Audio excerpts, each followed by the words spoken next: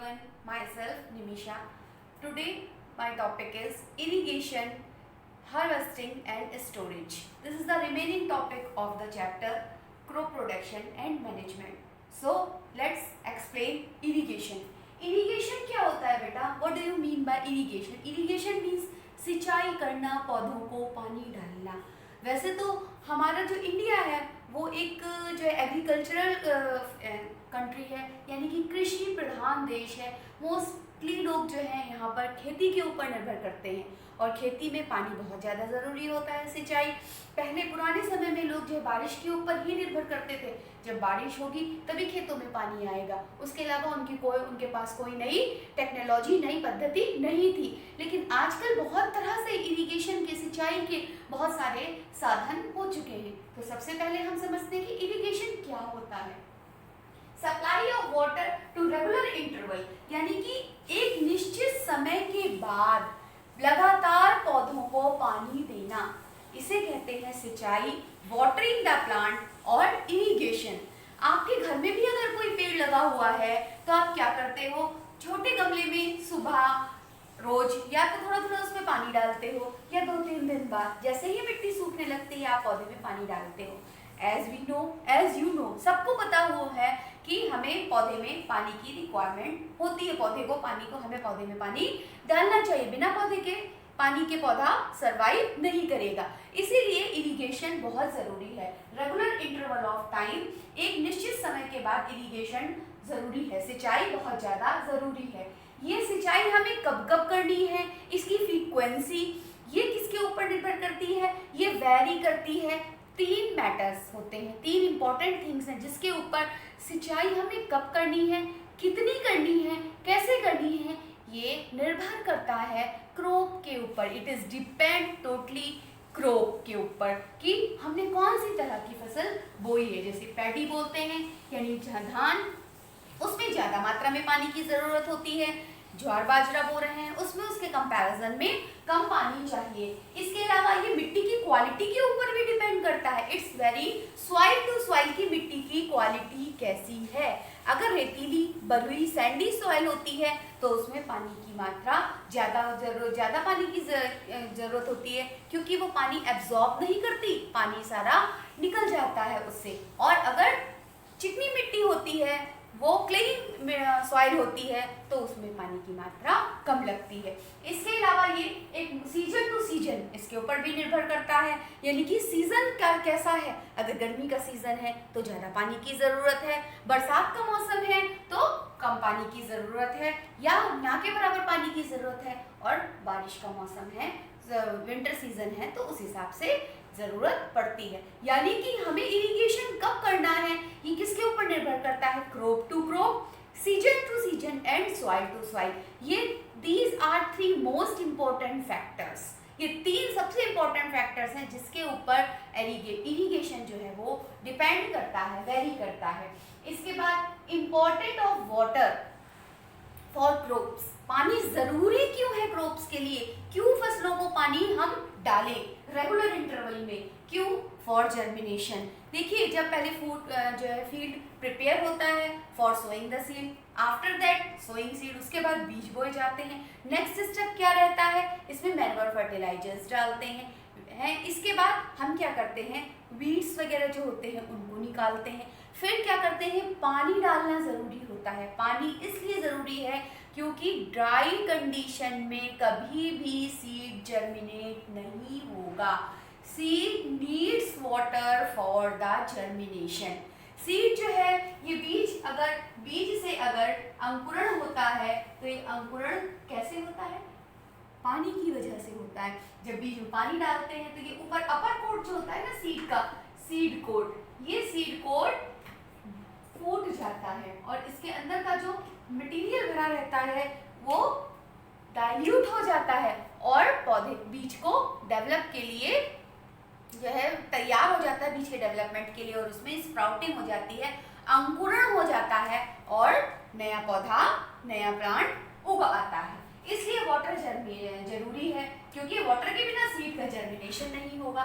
फिर दूसरा पानी क्यों जरूरी है? जो भी फर्टिलाइजर्स, मिनरल्स मिट्टी में मौजूद होते हैं वो सारे फर्टिलाइजर्स मिनरल्स पानी में घुल जाते हैं और जब रूट्स पानी एब्जॉर्ब करती हैं तो ये मिनरल्स और फर्टिलाइजर्स रूट्स के द्वारा एब्जॉर्ब कर लिए जाते हैं और पौधे के डिफरेंट पार्ट तक पहुंच जाते हैं। फिर पानी और थर्ड स्टेप, पानी क्यों जरूरी है? Protection of crop from frost and hot years.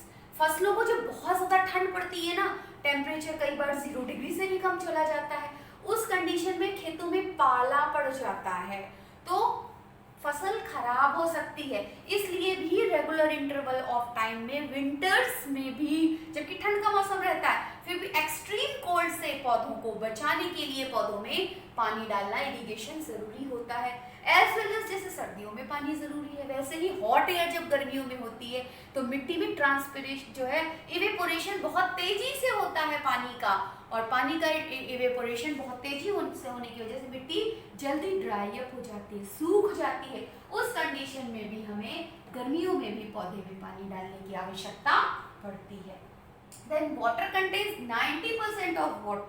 Sorry, plants contains 90% of water. यानी जो पेड़ पौधे होते हैं ना, उनमें मुख्यतः 90% यानी 90% पानी होता है। आपको पता है हमारे शरीर में हमारे वेट का 70% पानी होता है, लेकिन प्लांट्स में उससे भी ज्यादा, प्लांट्स में ये रेशियो 90% होता है। इसके बाद बेटा इरिगेशन क्या होता है हमने समझ लिया। इरिगेशन क्यों इम्पोर्टेंट है प्लांट्स के लिए, हमने ये भी समझ लिया। अब हम ये समझेंगे कि हमें पानी इरिगेशन के लिए मिलता कहाँ से है। पहले हम टोटली बारिश के ऊपर डिपेंड करते थे, लेकिन धीरे धीरे हमने नई टेक्नोलॉजी से पानी को उत्पन्न करना, कृषि के लिए जो है सिंचाई, खेती के लिए सिंचाई के और साधनों को भी यूज करना सीख लिया। जैसे है वेल यानी कुआं, ट्यूबवेल, पॉन्ड्स, तालाब, लेक, झील, रिवर, नदी, डैम, बांध और कैनाल, नहर। अब आजकल इन सारे संसाधनों का भी इस्तेमाल करके पेड़ों में सिंचाई करी जाती है, फसल में सिंचाई करी जाती है। कुछ बेटा इनमें से मेथड है जो ट्रेडिशनल मेथड है। ये ट्रेडिशनल मेथड क्या है? पुली सिस्टम। पुली क्या होता है? आपने कभी देखा हो या कहीं पिक्चर में देखा हो कि कुएं में एक व्हील टाइप का ऐसी व्हील लगी हुई होती है। ये व्हील से के ऊपर यहाँ पर रोप होती है। ये रोप से एक साइड से बकेट बांध देते हैं और एक साइड इस बकेट को कोई आदमी या फिर किसी एनिमल की मदद से इसको दूर ले जाते हैं। सबसे पहले क्या करते हैं? इस रस्सी को, इस रोप को लूज कर देते हैं, ढीला छोड़ देते हैं। बकेट एक साइड में बांधने के बाद ये बकेट अगर ये बंधी हुई होती है, जब हम इसे लूज छोड़ देते हैं तो ये बकेट वेल में चली जाती है और इसके बाद इसकी रस्सी को जिस तरह से खींचते हैं, दूर ले जाते हैं तो बकेट ऊपर आ जाती है। ये होता है पुले सिस्टम। इस पुले सिस्टम के द्वारा पानी खेतों में सिंचाई करी जाती है। ये एक ट्रेडिशनल सिस्टम है। आजकल तो मॉडर्न टेक्नोलॉजी हो गई है, पुराने समय में ये टेक्नोलॉजी इस्तेमाल करी जाती थी, लेकिन शायद कहीं कुछ बैकवर्ड एरियाज हो जिनमें आज भी ये टेक्नोलॉजी यूज करी जाती हो। उसके बाद आता है चेन पंप। चेन पंप क्या होता है बेटा? इसमें ये जो व्हील है ना, इस व्हील के ऊपर छोटी छोटी बकेट्स बंधी हुई होती हैं।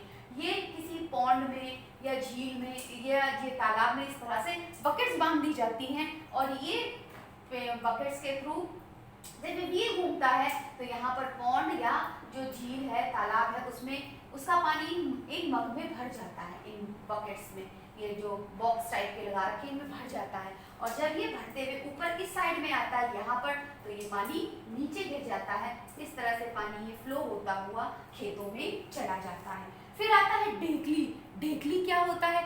ढेकली में एक ऐसा प्रोसेस होता है, जैसे आपने गुलेल देखी है, ये वाई कलर के तरह के ऐसा प्रोसेस होता है। इसमें इसके दोनों कमानों में जो रबर बैंड बांध देते हैं और उसको पुल करते हैं तो वो उतने ही प्रेशर से आगे जाता है। उसी तरह से ढेकली में एक पत्थर होता है, ये वाई प्रोसेस में एक ऐसी लंबी सी बीम टाइप की इस पत्थर के थ्रू इस जो है इस लकड़ी का स्टैंड टाइप का समझ लो, स्टैंड के बीच में ऐसे बीम लगी हुई होती है जिसके एक साइड में बकेट बांधी होती है और दूसरे साइड में पत्थर होता है। तो जब हम इसको, और ये जुड़ा किससे हुए होता है? किसी वेल से या पॉन्ड से इसके पास ये रेगुलरली जोड़े के पास ये जुड़ा हुआ होता है। जब हमें पानी खेतों में सिंचाई करनी होती है तब क्या करते हैं? इस जो पत्थर है, इस पत्थर से इस बीम को जो बांध रखा है इसको टाई करे रहते हैं, इसको खोल देते हैं। खोलने से ये बकेट नीचे आ जाती है। यहाँ पर, और बकेट में पानी भर जाता है। जब बकेट में पानी भर जाता है तो फिर इस पत्थर को इस बीम से टाई दोबारा से बांध देते हैं और बकेट ऊपर आ जाती है। ऊपर आने के बाद इसको खोल करके खेतों में पानी डाल देते हैं। फिर आता है रहट। रहट एक बहुत पुरानी प्रक्रिया है जिसमें जानवरों के द्वारा खींचा जाता था। जानवरों के द्वारा जो है खींच करके जो है रहट होता था, उसको जानवर चलाते थे। इसमें क्या करते थे, इसमें जैसे बैल है वो सर्कुलर मोशन में ये रहट लगा हुआ है। रहट किसी कुएं में, झील में ऐसे लगा रहता जो है, तालाब में लगा रहता है और इसमें ऐसे बॉक्स बने रहते हैं, व्हील होता है। ये व्हील, ये मान लीजिए ये कुआं है, इसमें रहट इस तरह से लगा हुआ है, ये व्हील, ठीक है। और इसमें एक लीव पुले हुआ करता था, ये पुले रहट से बना हुआ जमीन के अंदर, जिसको ये पुले की एक बीम होती थी जो बैल के गर्दन पे, नेक पे बांध देते हैं और बैल ऐसे गोल गोल सर्कुलर मोशन में जब ऐसे घूमता है तो ये जो है व्हील भी ऐसे ही घूमता है। और ये जब व्हील घूमता है तो चेन पंप की तरह नीचे जब इसके ये बॉक्सेस नीचे आते हैं तो पानी भर जाता है और फिर जब ये बॉक्स ऊपर जाते हैं यहाँ पर तो पानी इस तरह से इनसे गिर जाता है और खेतों में जाकर के भर जाता है। ये बेटा ये तो ट्रेडिशनल मेथड है सिंचाई का, जो पुराने समय में कहीं इनसे सिंचाई होती थी। कहीं कहीं आज भी ये मेथड इस्तेमाल किए जा रहे हैं। इसके अलावा कुछ मॉडर्न मेथड हैं जैसे स्प्रिंकल सिस्टम, स्प्रिंकल और ड्रिप इरिगेशन। स्प्रिंकल क्या होता है, लोगों के पास पहले जो है आजकल कुएं बनवा लेते हैं लोग अपनी पर्सनली खुद के कुएं। इन कुओं में क्या होता है, उनको आसानी से पानी 24 आवर्स अवेलेबल हो जाता है, उनको कोई भी प्रॉब्लम नहीं होती। जब भी खेतों में सिंचाई करनी होती है वो इजीली कर लेते हैं। क्या करते हैं, इसमें कुएं से या किसी चीज से मोटर के द्वारा, इलेक्ट्रिक मोटर के द्वारा ऐसे पाइप से कनेक्ट कर देते हैं। ये फव्वारा विधि से बोल सकते हैं, स्प्रिंकल विधि। इस तरह से पाइप्स का नेट पूरे खेतों में बिछा देते हैं और यहाँ पर एक जो है क्लिप टाइप की लगी हुई होती है। ये क्लिप जो है, क्लिप से खो को खोल देते हैं और इस तरह से पानी खेतों में चारों ओर घूमता रहता है। इस तरह जरूरत से ज्यादा पानी नहीं जाता। According to requirement of plant, पौधों को जितनी जरूरत होती है उसके अकॉर्डिंग पौधों में पानी इसके द्वारा पहुंच जाता है। इसमें पानी की वेस्टेज नहीं होती और सर्कुलर मोशन में ये गोल गोल घूमता हुआ दोनों डायरेक्शन में, इस तरह से ये दोनों डायरेक्शन में ऐसे डाल जाता है और इस तरह गोल गोल घूमता हुआ सर्कुलर मोशन में अपने सराउंडिंग, अपने रेडियस के एरिया में, ज्यादा से ज्यादा एरियाज में अकॉर्डिंग टू इसके हाइट के अकॉर्डिंग जो है ये चारों तरफ सिंचाई कर देता है।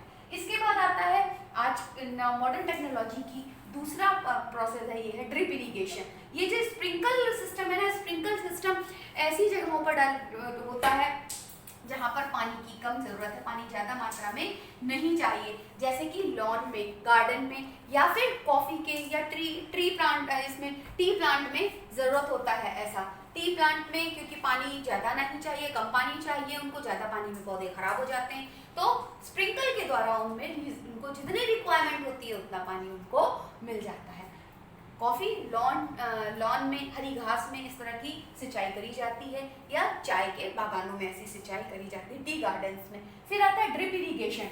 ड्रिप इरिगेशन में क्या है, ड्रिप इरिगेशन में भी ऐसा ही, यहाँ पर एक कुएं से, वेल से पाइपलाइन कनेक्ट कर दी जाती है और ये पाइपलाइन में ऐसा कुछ सिस्टम बनाते हैं कि खेत में जो पेड़ हैं उन पेड़ों की जड़ों के पास जाकर के इसमें छोटे सा होल कर देते हैं यहाँ पर इस पाइप में। तो इस तरह से पाइप में होल करने से क्या होता है कि ये डायरेक्ट पानी ड्रॉप करके, बूंद बूंद करके बिल्कुल पौधों की जड़ों तक पहुंच जाता है। इसमें जो है बिल्कुल भी पानी वेस्ट नहीं होता और बहुत ही कम पानी में खेतों में अच्छे से सिंचाई जो है पेड़ों में हो जाती है। मोस्टली फल में, सब्जियों में, वेजिटेबल्स में, फ्रूट्स में और गार्डन में इस तरह की सिंचाई का इस्तेमाल होता है। तो स्टूडेंट्स, इरिगेशन के बाद जब हम सिंचाई कर लेते हैं पेड़ों में, तो सिंचाई के बाद पौधे को पूरी तरह से जो है फसल होती है उसको पूरी तरह से न्यूट्रिएंट्स मिल जाते हैं, क्योंकि हम उससे पहले मैन्युअल और फर्टिलाइजर्स भी डाल देते हैं। अब पानी भी डल गया, तो यानी कि अब टाइम है फसल का पूरी तरह से डेवलप होने का, उगने का, अच्छी फसल के लिए। अच्छा, अब यहाँ पे जब अच्छी फसल डेवलप होती है तो डेवलप होने के साथ साथ खेतों में कुछ अनडिजायरेबल, अनवांटेड प्लांट्स भी, पौधे भी क्रॉप के साथ उग आते हैं, जिन्हें हम कहते हैं वीड्स। वीड्स क्या होते हैं, एक बार वीड्स की डेफिनेशन ध्यान से सुनो। Undesirable plant growths with the crop, फसल के साथ जो अवांछनीय अनडिजायरेबल, जिनकी हमें कोई आवश्यकता नहीं है, ऐसे पौधे जब फसल के साथ उग आते हैं तो उन्हें वीड्स या साधारण हिंदी भाषा में खरपतवार बोलते हैं। खरपतवार को जो खेतों से उखाड़ना पड़ता है, क्योंकि अगर हम खरपतवार नहीं उखाड़ेंगे तो ये फसल के साथ ही साथ बढ़ते जाएंगे। अच्छा, ये फसल के साथ बढ़ रहे हैं, उससे फसल को क्या नुकसान है? उससे फसल को ये नुकसान है कि फसल को मिलने वाले पोषक तत्व जो कि जमीन से मिलते हैं, मैन्योर्स, फर्टिलाइजर्स, ये फसल के साथ ही ये खरपतवार या वीड्स भी क्रॉप के साथ ही ये भी एब्जॉर्ब करने लग जाते हैं और साथ साथ बढ़ने लग जाते हैं। इसलिए इनको रिमूवल करना, खेतों से उखाड़ना बहुत ज़्यादा ज़रूरी होता है। रिमूवल क्यों ज़रूरी है? क्योंकि वीड्स compete with crops, क्योंकि ये फसल से कंपटीशन करने लगते हैं, यानी कि जो पोषक तत्व सिर्फ फसल को, क्रॉप को मिलना चाहिए, जो न्यूट्रिएंट्स सिर्फ क्रॉप को मिलना चाहिए, वो न्यूट्रिएंट्स वीड्स भी ले लेते हैं। कई बार समटाइम वीड्स आर पॉइजनस, ये जहरीले भी होते हैं जो कि जानवरों को नुकसान पहुंचा सकते हैं। जानवर अगर इन्हें खा लें तो नुकसान पहुंचाते हैं। अच्छा, वीड्स को अलग करने के लिए एक प्रक्रिया होती है टिलिंग। टिलिंग स्टार्टिंग में मैंने बताया था ना, प्रिपरेशन ऑफ सॉइल में, उस समय टिलिंग और प्लॉइंग बताया था। तो टिलिंग क्या है? टिलिंग इसलिए जरूरी होती है क्योंकि टिलिंग में एक तो वो लूजन और टर्निंग होती है, लूजन और टर्निंग होती है, मिट्टी के ऊपर नीचे हो जाती है, मिट्टी भुरभुरी हो जाती है। इसके अलावा टिलिंग से uprooting weeds before sowing crop. Tilling क्यों करी जाती है? क्योंकि फसल को उगने से पहले, कई बार देखा होगा खेत अगर खाली पड़े हुए हैं तो उसमें तरह तरह के पौधे उगाते हैं, उनको वो सारे वीड्स ही हैं जो खरपतवार हैं, उनको रिमूव करना, उनको उखाड़ना बहुत ज़्यादा ज़रूरी होता है। अगर उनको हमने अप्रूव नहीं किया, निकाला नहीं, तो फसल ठीक से डेवलप नहीं होगी। इसलिए भी टिलिंग ज़रूरी होती है बिफोर द सोइंग क्रॉप। बीज बोने से पहले, फसल बोने से पहले टिलिंग ज़रूरी है। और दूसरा, फसल जब मैच्योर जो है बो दी जाती है, सोइंग हो जाती है, उसमें फर्टिलाइजर्स डल जाते हैं, मैनुअल्स डल जाते हैं, उसमें पेस्टिसाइड्स वगैरह भी डाल देते हैं जिससे फसल खराब ना हो, स्प्रे वगैरह करते हैं, ठीक है, कीड़े मकोड़े से बचे, ऐसा कर लेते हैं। पानी भी लग जाता है। उसके बाद जब फसल में फ्लावरिंग का समय आता है, फूल उगने का समय आता है, क्योंकि फूल से ही, फ्लावर से ही सीड डेवलप होता है और सीड से फ्रूट डेवलप होता है, कि पहले भी क्लासेस में पढ़ चुके हैं, 6th में भी 7th में भी पढ़ चुके हैं। तो जब बिफोर द फ्लावरिंग, यानी कि फूल निकलने से पहले, इसको जो वीड्स होते हैं उन वीड्स का रिमूवल या वीड्स को कंप्लीटली डिस्ट्रॉय करना बहुत ज़्यादा इम्पोर्टेंट होता है। वीड्स को जो है रिमूवल करने के लिए एक तो मैनुअली यानी हाथ से कर लेते हैं। उसमें क्या होता है, खुरपी होती है, एक इंस्ट्रूमेंट होता है जिसमें ऐसा हैंडल लगा हुआ होता है, इस टाइप का हैंडल होता है खुरपी में, ठीक है, और ये खुरपी होती है ऐसी, ठीक है, ये शार्प होती है एक साइड से, यूं खोद खोद के इसको जमीन में, पौधे जो वीड होता है उसकी बेस को पकड़ के, नीचे उसके स्टेम को पकड़ करके और इस तरह से इसको खोद करके निकाल देते हैं, इस तरह खुरपी के द्वारा, या फिर removal bye spraying chemical weedicides जैसे 2,4-D, इस तरह के केमिकल्स वेडिसाइड्स होते हैं, उनको स्प्रे करके भी वीड्स को डिस्ट्रॉय और नष्ट किया जाता है। वीड्स को डिस्ट्रॉय करने के लिए, वीड्स को नष्ट करने के लिए जिस केमिकल को हम स्प्रे करते हैं दैट इज कॉल्ड वेडिसाइड। हाँ, तो हार्वेस्टिंग आती है नेक्स्ट। इसके बाद जब हम वीडिंग कर लेते हैं यानी वीड्स को अलग कर लेते हैं, लेकिन हार्वेस्टिंग पढ़ने से पहले एक चीज़ आप ये पढ़ लो कि जो भी हम पेस्टिसाइड्स या इस वीडिसाइड्स यूज़ करते हैं, स्प्रे करते हैं जब, तो इनको स्प्रे करते समय हमें कुछ प्रिकॉशंस रखने चाहिए जिनसे वो वेडिसाइड्स हमारे ऊपर नहीं पड़े और हम उनके साइड इफ़ेक्ट से बचे रहें। वेडीसाइड्स को स्प्रे करने के लिए आपने शायद टीवी में भी देखा होगा, कहीं देखा होगा कि एक बड़ा सा बैग टाइप का होता है जो पीछे इस तरह लटका लेते हैं और एक हैंडल होता है जिससे दवाई निकल करके स्प्रे, जैसे पिचकारी होती है ना, होली में पिचकारी के लिए यूज करती हैं कि पीछे लटका लेते हैं और बगल आगे स्प्रिंकल टाइप का होता है, स्प्रैंकल टाइप का, जिससे वो स्प्रे करते हैं। इसी के साथ मास्क भी लगाना बहुत ज़्यादा ज़रूरी होता है, उससे स्प्रे करते हैं। और सबसे पहले मास्क लगाते हैं और हाथों में पहनते हैं ग्लव्स, और हमेशा हवा के अपोजिट डायरेक्शन में स्प्रे करते हैं, जिससे कि हम जिस हवा में बह रहा हो ना उस डायरेक्शन के हम अपोजिट खड़े होते हैं, जिससे कि जब हम स्प्रे करते हैं तो वो हवा के डायरेक्शन के साथ स्प्रे पेड़ों के ऊपर पड़े और हम अपोजिट डायरेक्शन में खड़े होते हैं, जिससे हमारे ऊपर वो वेडीसाइड ना पड़े। ये प्रिकॉशन हमें वेडीसाइड्स स्प्रे करने से पहले लेने पड़ते हैं। अब हार्वेस्टिंग के बारे में बताते हैं। हार्वेस्टिंग क्या होता है? कटिंग ऑफ मैच्योर क्रॉप, यानी पकी हुई फसल को काटना। अब जो है आपकी फसल मैच्योर हो चुकी है, क्रॉप रेडी हो चुकी है फॉर हार्वेस्टिंग। हार्वेस्टिंग यानी कि कटाई, कटाई के लिए फसल तैयार हो चुकी है। It is done by manually as well as by machine called हडम्फा या हार्वेस्टर। ठीक है, अब यह तो मैनुअली किया जाता है। मैनुअली एक सी टाइप का स्ट्रक्चर होता है ऐसा लेकर के, जिसे हम हसिया बोलते हैं। इस तरह के स्ट्रक्चर से पकड़ करके पेड़ों की, कुछ पेड़ों पकड़ के और नीचे से उसके स्टेम से बिल्कुल काट करके मैनुअली हाथों के द्वारा जो है हार्वेस्टिंग कर ली जाती है। लेकिन आजकल मॉडर्न टेक्नोलॉजी में ये प्रोसेस जो है मशीनों के द्वारा किया जाता है, और जिस मशीन के द्वारा किया जाता है उसे हम हार्वेस्टर बोलते हैं। मशीन इतनी ज़्यादा डेवलप होती है कि उसी में हार्वेस्टिंग भी हो जाती है, उसी में थ्रेसिंग भी हो जाती है, उसी में विनोइंग भी हो जाती है। अब क्रॉप जो है हमें बालियों के रूप में मिलती है। सपोज हमारे पास बाजरा है, तो बाजरा इस टाइप का बाजरे का है, बाजरा की सिकते उसमें सीड्स लगे हुए होते हैं, तो ये सीड्स हमें अलग करने होते हैं क्योंकि ऐसे तो हम यूज नहीं कर सकते। ये गेहूं की बाली है, तो ऐसे बाली के अंदर गेहूं होते हैं, उनको हमें अलग करना है। यानी कि grain seeds, crops grain seed need to be separated from the chaff called threshing by combine. ठीक है, अब क्या होता है, जो भी चाफ से, बाली से जो गेहूं होते हैं या जो सीरियल्स होते हैं, अनाज होते हैं, सीड्स होता है, उसको सेपरेट करना है। सेपरेट करने के लिए थ्रेशिंग का इस्तेमाल किया जाता है।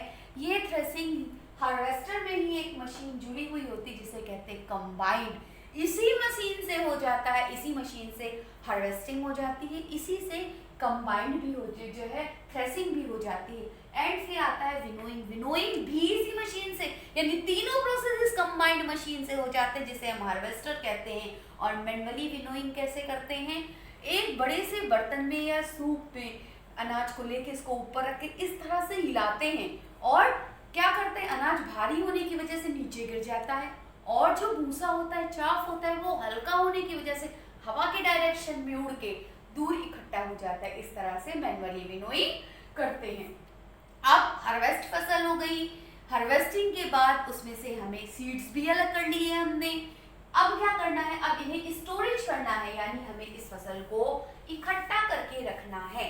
लंबे समय तक फसल को सुरक्षित सेफ रखने के लिए उसको हमें संभाल करके रखना पड़ता है, और रखने से पहले कुछ प्रोसेस एप्लीकेबल करते हैं। उसे हम क्या करते हैं कि फसल खराब ना हो, वो मॉइस्चर, उसमें नमी ना हो, उसमें इंसेक्ट्स ना लगे, कीड़े मकोड़े ना लगे, पाई ना लगे, घुन ना लगे, चूहे ना खाएं, ऐसे लिए इससे बचाने के लिए फसल को सेफ रखना पड़ता है। सबसे पहले तो हमें ये देख लेना चाहिए कि फसल बिल्कुल भी मॉइस्ट ना हो, मॉइस्चर ना हो। उसे तेज धूप में सुखा लेते हैं जिससे मॉइस्चर नहीं रहता है उसमें। फिर उसको सेव करने के लिए बिफोर स्टोरेज क्रॉप ड्राइंग, सबसे पहले फसल को जो है स्टोरेज करने से पहले, इकट्ठा करने से पहले उसको सुखा लेते हैं, जिससे उसमें मॉइस्चर बिल्कुल नहीं रहे, क्योंकि मॉइस्ट फसल, नमी वाली फसल खराब होने के ज़्यादा चांसेस रहते हैं। फिर उन्हें बड़े बड़े जूट बैग, जूट के बैग्स होते हैं या मेटेलिक बैग, धातुओं के बैगों में, बिन में उन्हें पैक कर दिया जाता है, और पैक करने के बाद सिलोसिस, गांव में बड़ी बड़ी सिलोसिस होती हैं यानी कि भंडार गृह टाइप के होते हैं, उनमें आप इकट्ठा कर के रख देते हैं सेफ्टी से, और इससे यहाँ पर जो है वो अनाज हीट से और पेस्ट से बच जाता है। अब ये प्रोसेस पूरा कंप्लीट हो गया, जो है आपके जो सॉइल प्रिपरेशन ऑफ सॉइल से लेकर के स्टोरेज ऑफ क्रॉप तक हो गया। यहाँ तक फसल कंप्लीट हो गई, हमारे घर आ गई। अब एक और प्रोसेस बचता है एनिमल हस्बेंड्री। ये क्या होता है? Rearing of animal as well as farming, यानी कि किसान साथ के साथ, जैसे कि किसान जो है खेती करता है और उसके साथ साथ जानवरों का भी पालन करता है। कुछ लोगों को देखा होगा कि गाय, भैंस, बकरी, ऊंट, इस तरह के जानवरों को भी खेती के साथ साथ पालते हैं किसान, उसे बोलते हैं हम एनिमल हस्बेंड्री। स्टूडेंट्स, अभी आपका first chapter crop protection and management complete हो गया है, और नेक्स्ट वीडियो में मैं किसी नए टॉपिक के साथ मिलूंगी। Thank you.